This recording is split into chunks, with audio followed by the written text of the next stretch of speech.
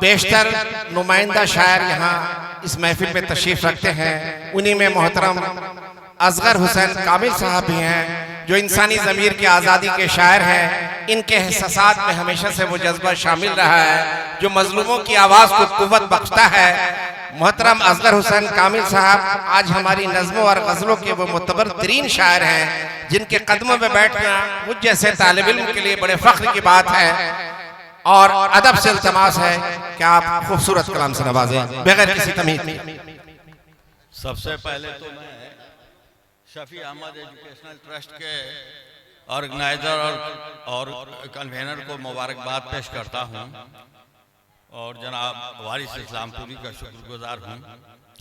सामीन हजरात से गुजारिश है कि चंद अशार समाअत फरमाएं।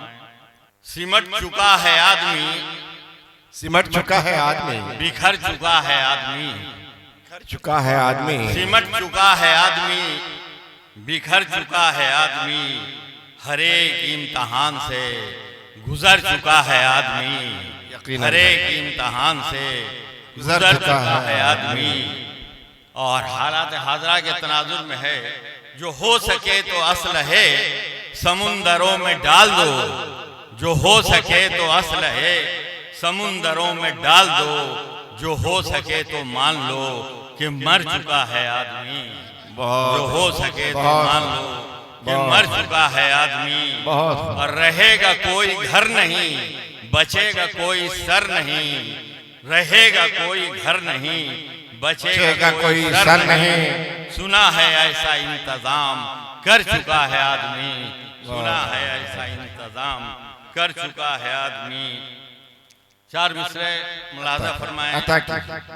हाल जो भी हो गम नहीं करना, हाल जो भी हो गम नहीं करना, अपनी आंखों को नम नहीं करना, अपनी आंखों को नम नहीं करना।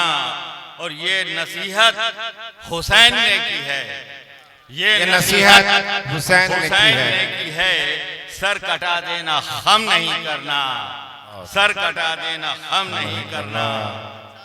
अच्छा है, बहुत अच्छा है, अजीज के हवाले से बहुत अच्छा पढ़ रहे हैं सर।